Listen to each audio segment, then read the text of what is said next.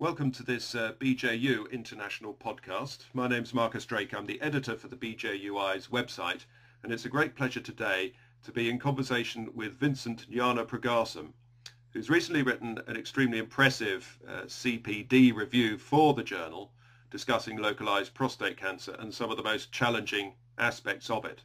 So Vincent, it's a great pleasure because we've been in training together, and it's a great honor to be able to be in discussion with you. And I wonder if perhaps you'd be kind enough to share with us what it is that your current role involves as an academic urologist in Cambridge. Well, hello, Marcus. It is indeed a pleasure to speak to you again, and thank you for this opportunity. I am a academic urologist, as you say, in Cambridge, and I have a specific interest in prostate cancer. It is the basis of my scientific research as well as my clinical research. And I am particularly interested in high-risk localized prostate cancer because my view is that rather than focusing our research activities, interests, and resources into trying to find ever more sophisticated ways to treat hormone-refractory prostate cancer, our job as urologists and surgeons is to try to prevent the patients from ever reaching that stage. We know well that screening can detect cancers early and reduces overall mortality, but equally there are subsets of patients who will or will not need treatment, and the high-risk population is per se the one that we really need to intervene in. The data from the recent PIVOT trial is clear evidence that low and intermediate risk prostate cancers may well not require radical therapy, but the high-risk group definitely does. So trying to approach that high-risk group is one of my major academic interests, in fact. And I think that involves a whole range of things, including trying to understand how a high-risk disease is defined, how it comes about, and ultimately what is the best or optimal treatment for that. Well, Cambridge is extremely reputable in this area, so I wonder, can you perhaps describe the team that you can draw on, the multidisciplinary aspect of what you've just described? Well, it's multifold. So you could start at the very basic biology level, and Cambridge has a huge variety of different scientists who have interest in different areas which you can draw on for collaboration work. And that involves laboratory-based work, translational work as well. The urology department is grown rapidly over the years, and we have a very large prostate cancer practice. And as you know, Professor David Neal is our lead here, and over the last 10 years, he's established and set up a very comprehensive translational research program. We also have a catchment which includes a large part of East Anglia, for which we draw our surgical cohorts.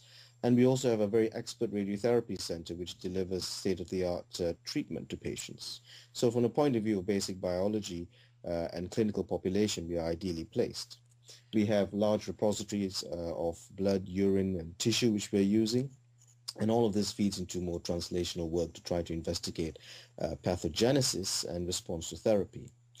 Beyond that, we also have great expertise in terms of acquiring epidemiological and clinical data. We have the cancer registries here is one of the best in the country, and they have very good records of the demographics of prostate cancer. Moving forward to new treatments, we have great collaborations with oncologists, with other scientists developing new treatments in terms of drugs and also in terms of imaging to try to monitor in real time the response to therapy. So we are starting to do all that with window trials, which myself and Professor Neal have been establishing and setting up, really to try and give the best upfront therapy to improve cures. So a multiplex of approaches we can take, and Cambridge is very well placed to do this. Well, it's very obvious why the unit's got a worldwide reputation. So if we perhaps move on to the review itself, would you be willing to share with us what you feel are a couple of the key aspects of the review? Well, Marcus, to try to define whether or not surgery, for example, in our context as urologists, is a good treatment for a particular type of cancer, you first need to understand a bit about what the definitions are, and you also need to know what the other types of treatments are. And I think nowhere is this better phrased as a problem as in prostate cancer, in particular the risk stratification we use. So this review sought to really, in an unbiased way as possible, look at what is high-risk prostate cancer, how is it managed, and what are the outcomes. What was clear to me, looking at the available literature, is that there were two camps. We had the radiotherapists who for years have been giving ever more sophisticated radiotherapy, now with hormone therapy, and showing excellent outcomes. Now they have tended to focus on the locally advanced disease, but within that was the high-risk localized subgroup. And by this, there's different definitions, but the one that I use in general are the standard DeMeco or NICE classifications. And in that context, they have had very good results. And in the UK, high-risk localized prostate cancer management is essentially radiotherapy. However, this is not the case in Europe and in America. There, surgical series are fast emerging, showing very good outcomes as well. And in the UK, the number of men who have surgery for high-risk prostate cancer has actually tripled in the last 10 years. Moreover, this is within the reference that radical prostatectomy, as the uptake of which has been escalating rapidly as well over the last 10 years. Now, obviously good news for urologists, but the question is it good news for patients? The PIVOT trial, which reported last year and was published, I think, this year, has shown that even with long-term data, the results of treatment for low and intermediate risk prostate cancer is actually, or seems to be, pretty similar between observation and surgery. But the high-risk group was the one who derived benefit. So I think there can be no question that high-risk prostate cancer, localized prostate cancer, needs radical treatment. But the question is, which radical treatment? Now, as a surgeon, I'm very keen to offer surgery to patients, but I also need to ask myself the very pragmatic question is, am I doing benefit? Because quite clearly, surgery has specific risks and can have particular complications. Not to say that radiotherapy doesn't, but the question is, does the surgery actually have an incremental benefit compared to the radiotherapy, or at least comparable? Now, what we do know is that there's now randomized data which shows evidence that if you add radiotherapy to surgery in the context of a positive margin or higher bulk of disease, you get better outcomes. So in fact, the paradigm is asking the question, does surgery with adjuvant radiotherapy selectively perform better than standard radiotherapy? Because in the context of combined treatment, patients are going to have the potential for two types of side effects. And to be very honest to ourselves and to patients, we do need to have that evidence base. My feeling is that the combination treatment must be better than radiotherapy alone, but we just don't have the evidence. So those were the terms of reference by which this review was put together, and ultimately to ask the question, can we do a trial comparing external beam radiotherapy with hormones versus surgery and adjuvant radiotherapy as needed? And I believe strongly that the UK is uniquely placed to do this because, like I've mentioned already, in other countries, Europe and America, surgery is already being done for these cohorts. So part of the key aspect of this has to be a consensus on what genuinely constitutes a high-risk case. But reading your article, it doesn't seem to be that we've got consensus, or have we? There are multiple different ways of defining high-risk disease, and in fact, it's all evolving. So the way you define high-risk disease has traditionally come from basically looking to see how patients respond to treatment, finding out which ones didn't respond so well, and dividing them into risk. And the most famous of all is the DeMeco classifications, of course, and from that was derived the NICE classifications, which the UK uses. And in large part, the EAU and the AUA all use definitions which are based on DeMeco. But there are other scores. For example, the RTOG in America have a slightly different variation, and the CAPRA score, which comes again from America, incorporates percentage of biopsy core positiveness. So at the moment, you're quite right in pointing out that there are different definitions, but actually, at least the major organizations, AUA, EUA, NICE, all use a similar sort of definition. And by this, we mean a PSA value of 20 or greater, a Gleason score of 8 to 10, and a clinical stage, which is supposed to be T2C or greater. But these days, with the advent of imaging, in particular MRI, probably is about T3A or greater. Is there a risk, because you're using PSA as part of the high-risk definition, is there a risk of new tumour markers which might one day supersede PSA, so far as we can tell, rendering all this discussion obsolete? Well, the first thing to say is PSA is only one of the criteria, and in fact, Marcus, if we look at demographic data, the numbers of men with localized disease suitable for radical treatment with PSA greater than 20 is falling. So in fact, the definitions of high-risk disease, the demographics of it is changing, and you're more likely now to see high-risk disease defined by a biopsy grade of 8 to 10 or a clinical stage. So I don't think that that will happen with PSA, to be honest with you. So we could cope with our moving target. Well, if you think about PSA has no bearing or relationship to Gleason score, and that is quite striking, which means that a high PSA does not invariably mean a low Gleason score, and the converse is also not true. In fact, ironically, the more undifferentiated tumor, the less likely it's going to produce PSA. So I think the PSA has been used because, of course, PSA was the first diagnostic tool, the first screening tool, and a lot of patients presenting at the time of the classifications being set up would have had high PSAs. But over the last 10 years, men with localized disease and PSAs are greater than 20 is actually quite small. Right. Interesting, because it's interesting how something that's historically important just lingers on, even though it may have been improved subsequently. And in my own field, the IPSS score is a fine example of that. But moving away from that aspect, you are really needing more research information, something that's going to bring us the answers needed. So you've obviously got the Protec study already running in the UK. What is it that we still need to get? Just to address Protec, Marcus, the Protec was a fantastic study, and obviously one of the only studies, in fact, which achieved treatment randomization. But Protec is a screening trial, and in that screening trial, a randomization trial was embedded. Now, if you look at the criteria for Protec, it actually excluded patients with a PSA of greater than 20, and also excluded patients with clinical stage of greater than T2C or so. Now, that means that 2/3 of men with the classical definition of high-risk disease were not part of Protec. Protec is essentially a trial of low and intermediate risk prostate cancer patients.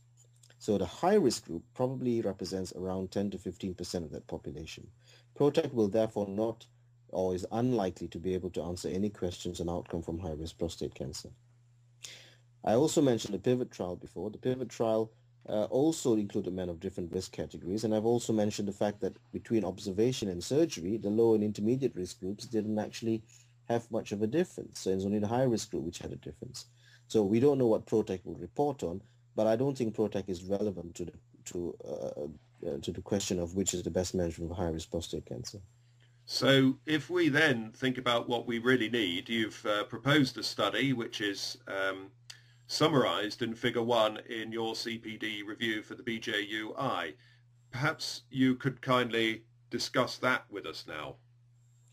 So the figure within the BJUI was really the ideal comparative study that we would like to set up in the UK, looking at surgery and radiotherapy for high-risk prostate cancer. The crucial thing is being able to recruit patients, and we recognize from the failed surgical trials in the UK and elsewhere that this is a very challenging thing to do. So the most important thing is to get consensus and buy-in from radiologists and urologists. And I think that is important because how that information is conferred to patients influences recruitment. Now, once you're able to actually recruit a patient, then the therapies are fairly standard. It's either radiotherapy or surgery, which we offer, and surgery with adjuvant radiotherapy, which is what we offer as well, if needed. And the radiotherapy arm would have hormonal therapy. So we're not suggesting any kind of radical departure from this or anything extremely novel in terms of technologies, but actually saying what is the best standard of care at the moment for this? How do they compare against each other? And asking the very simple question is that if you put a man through surgery with selective radiotherapy, there may be a potential for side effects in increments. Is it better, though, in terms of cancer survival? Inherent to this model is asking the very basic questions of what is the impact on quality of life for patients who have one treatment or the other, and also what are the health economic assessments of one versus the other, meaning to say, does it cost less, more, or equivalent? This is also very important because surgery has become more expensive with the use of a robotic approach. Robotic prostatectomy, as you know, Marcus, has exploded across the world and is starting to do so in the UK. In 2005 or so, there was only about 25 cases done a year. Last year or the year before, there was 1,700. It now forms about 1/3 of all the radical prostatectomies performed in the UK. So the cost implications for surgery for this group of patients is very important, particularly if you're going to add radiotherapy costs on top as well. So a simple randomization, once you can get patients to recruit and enter the trial of standard therapies, and then you follow them up looking at outcomes. We know well that prostate cancer has to be followed for a long time to look at good differences in survival, in disease or overall survival, but the high-risk group represent the group that will fail treatment most often. About one-third of men will have PSA relapse within 5 years, and 60% of those will eventually progress. And they will go on to require lifelong hormonal and other more palliative therapies, which are expensive, as you know. Absolutely. Now, what I see in your diagram is equipoise counselling, which from an objective, non-specialist point of view, I would have thought is quite appropriate. But what I wonder is you seem to have very entrenched positions between radiotherapists and surgeons, and great sort of swathes of the world applying entirely different policies. So do you feel equipoise is realistic in such a trial? Well, Marcus, I think we know that the problem with equipoise has probably contributed to the failure of the SABRE trial, possibly the SPARE trial, other issues as well. It is a big major challenge, but I can tell you one thing, we are better placed in the UK to try this than we are in America or Europe, where clearly people have even more entrenched views. Now, what I have done recently is we've undertaken a national survey of the opinion of urologists and radiotherapists about this issue. And quite strikingly, almost all of them would agree that a trial is needed. Almost all of them would say that have said that they would be very interested in participating. And yet when you ask them what their opinion is on the best treatment, that's when you start getting the polarized views coming into place. So I think you're quite right in saying that people have very opposing views, very entrenched opinions, but for the sake of trying to answer the question, I'm hoping that people can put this aside and actually start to agree to talk to patients about randomization. And I've been working in this area now for nearly 2.5 years, 3 years, and trying to build up consensus and opinion over the last few years by speaking to lots of urologists and oncologists. And ultimately, it comes down to trying to say to people, we know that you feel very strongly about this, but other people feel strongly about the opposing view. Can we agree for a short window of time to put these aside and try and test this? And you will see that, for example, I think radiotherapy is a crucial part of management for these men, either as primary outcome or as salvage. So it's not trying to replace one against the other. But, I think from the urology point of view, as surgeons, we need to be clear that we are offering patients some benefit rather than just compounding morbidity. So I think that, on a rational basis, there is place for equipoise and a willingness for equipoise to do this. And at least we do have this advantage of the regional cancer networks in which the individual's opinion should really be subsumed by the overall consensus of the network.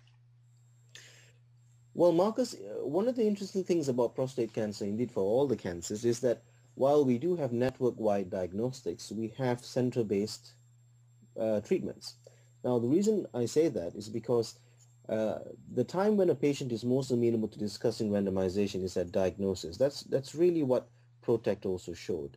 So I think one of the major reasons that trial was so successful and well designed was because within recruitment to screening, there was also information on randomization for treatment, if you see what I mean. So that's very different from our standard population, where a patient goes along for a PSA test, gets a diagnosis, and obviously at that point starts thinking about treatments. Now, by the time a patient is referred for a specialist therapy treatment like radical prostatectomy, they have already in some ways had an opportunity to hear the opinion locally by the nurse or the urologist or the oncologist as to what they think is the best treatment. So ironically, although the treatment is delivered in centers, the randomization or equipoise counseling needs to start at the level of the district hospital. So you're right that the network view is important, but that requires buy-in from everybody. So it's quite a challenge. So I hope that this comes to the good. So really to sort of come to a conclusion, we do see technology producing great advances in therapy, but it seems to me that the technology is taking greater strides in radiotherapy now than in surgery. So yeah. Do you feel that the surgeon is now at risk of becoming marginalized in prostate cancer treatment? Well, you wouldn't think so if you looked at America or Europe, because radical prostatectomy is rapidly expanding over there. It seems to be particularly in the UK where this may be an issue. But I think, Marcus, that ultimately all the refinements in radiotherapy, indeed in surgery, are geared towards reducing the side effects while delivering the same sort of treatment to the prostate, meaning to say radiotherapy in ever more refined manners. So I think that implicit in this is trying to understand whether removal of the whole prostate as a surgical approach is better than the radiotherapy to the prostate itself, leaving it in situ, with the potential consequences that any cancer which is not responding will start to grow out. I think that is the biological question. How you give that radiotherapy is, a slightly different matter. But an important aspect to all of this is the cost benefits. So in the UK, with the NHS as the major provider for all of this and a centralized system of government paying for treatments, we need to know, is it cost effective? The basic question of radiotherapy or surgery, and then moving forward, whether all the refinements of radiotherapy provide cost benefits in addition to the standard radiotherapy doses, taking into account the cost of side effects as well. I mean, I don't think that this trial will be able to address that. However, as to the question of whether surgeons are going to be obsolete or not, you would have thought so, and I thought that might be the case some years ago, but that doesn't seem to be happening in practice. And in fact, if anything, the number of prostatectomies has, like I say, tripled in the last 10 years in the UK. Well, it's a delight to know that the urological profession has an ongoing future. Indeed. So I've been in conversation with Vincent Gnanapragasam, and it's been an absolute pleasure, Vincent, and I appreciate very much your taking your time to talk to us. Thank you. It's a great honor, Marcus. Thank you very much.